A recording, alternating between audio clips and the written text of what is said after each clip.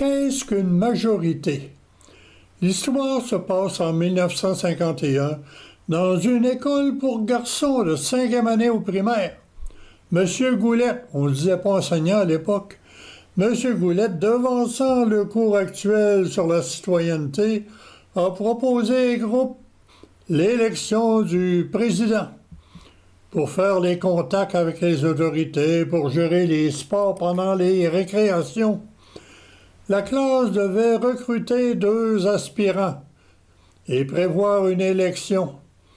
Pour éviter que je devienne candidat, je fus nommé par M. Goulette organisateur des élections. Après la fin de la classe, je retournais dans la quincaillerie de mon père. C'est là que ma manière de proposer le scrutin fut élaborée.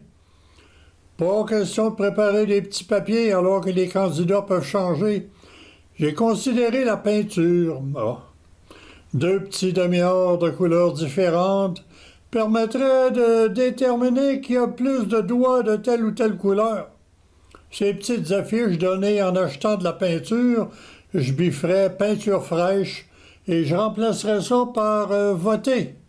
Le reste de l'affiche serait intact. On lirait c'est si collant. Voter, c'est si collant, mais en pensant au Varsol puis au guenilles que ça prendrait pour tout nettoyer ça, j'ai conclu que c'était pas une bonne idée. Dans le coin des clous à placer sur la balance et des boîtes de vis, j'ai imaginé un genre de jeton de la grosseur d'une pièce de monnaie. Eureka que je me suis dit. J'ai pris des rondelles appelées à l'époque des washers, rondelles en métal avec un trou pour le vis. Personne n'a porté ça en classe. J'ai donc emprunté 30 rondelles, 30 élèves. À l'école, j'ai eu la permission d'emprunter une balance de Roberval. C'était dans l'armoire réservée aux cours de physique, ça. Avec les précautions nécessaires pour assurer l'anonymat, chaque élève irait placer sa rondelle dans un verre en carton bien identifié au candidat. Et le verre le plus pesant indiquerait qui est le nouveau président. Tout s'est déroulé comme prévu et un verre placé sur la balance était légèrement plus pesant que l'autre. En fait, 2 rondelles de plus. Après recomptage, le résultat fut confirmé. Leclerc, 16 votes, devient président et Falardeau, 14 votes, devient vice-président. Et M. Goulette a bien expliqué la règle de la majorité absolue, soit 50% plus 1. Le choix du président devient clair et incontestable. Mais on va passer à l'interprétation. Au plan mathématique, c'est parfait, 50% plus 1. C'est la définition de la majorité absolue. Par contre, qu'est-ce qui a provoqué ce résultat? Le vote de 100% des électeurs potentiels dans la classe. Si seulement 3 élèves avaient voté, par exemple, on aurait pu aussi avoir une majorité absolue avec seulement 10% des électeurs. Cela aurait affaibli et anéanti le choix du président. On se demande alors quel est ce ratio acceptable entre les électeurs potentiels et les électeurs ayant exercé leur droit de vote. La mathématique seule peut le dire.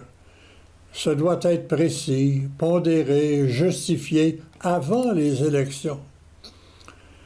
Simulons qu'une proposition motive un petit groupe d'électeurs et laisse indifférent la majorité des autres électeurs. Faut-il considérer seulement les électeurs qui ont voté ou tenir compte des électeurs fatigués, nonchalants, inertes au moment du vote?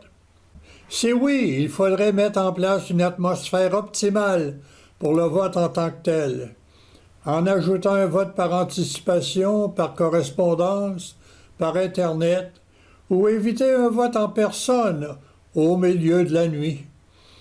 Si la proposition minimale d'électeurs est plutôt faible ou non précisée, est-ce que cela justifie toujours la loi mathématique, hors contexte, de 50% plus 1? Sans remonter très loin dans le temps, on trouve facilement des cas particuliers. Ainsi, dans un congrès politique, le vote en faveur d'un chef en exercice est-il suffisant à 50% plus 1? Certains chefs, même avec un appui de 80 ont démissionné. Un autre cas, si les élections générales arrivent, la majorité est limitée à un vote, mais sans tenir compte des erreurs potentielles de calcul ou de malversation. Est-ce que le résultat est valable? La Cour suprême a d'ailleurs déjà annulé une élection à cause d'un petit plus 1, suite à des anomalies, volontaires ou pas. En résumé, pour être élu, A. Il faut la majorité. B. Un nombre prédéterminé de voteurs potentiels pour valider la majorité. C. L'absence de malversation dans le processus depuis l'annonce du scrutin jusqu'à l'élection.